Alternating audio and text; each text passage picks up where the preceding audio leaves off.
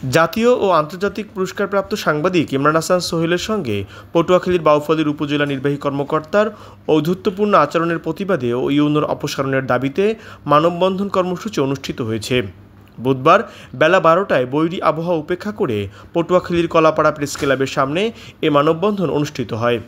এ সময় বক্তব্য রাখেন কলাপাড়া প্রেস ক্লাবের সভাপতি হুমায়ুন কবির, সাধারণ সম্পাদক মোশাররফ হোসেন মিন্টু, সাংবাদিক মেজবা উদ্দিন মান্নু, মহসিন পারভেজ, নেসার উদ্দিন আহমেদ টিপু সহ উপজেলায় কর্মরত গণমাধ্যম কর্মীরা।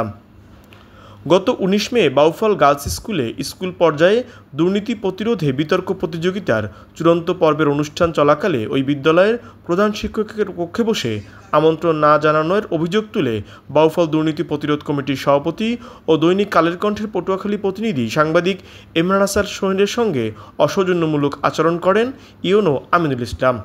এই ঘটনার একটি ভিডিও ফেসবুকে ভাইরাল হলে উপজেলা নির্বাহী কর্মকর্তার বিরুদ্ধে তীব্র সমালোচনার সৃষ্টি হয়।